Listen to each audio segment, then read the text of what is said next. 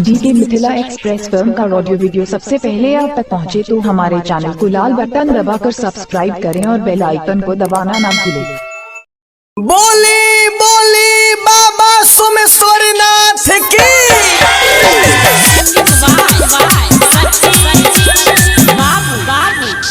DJ Umesh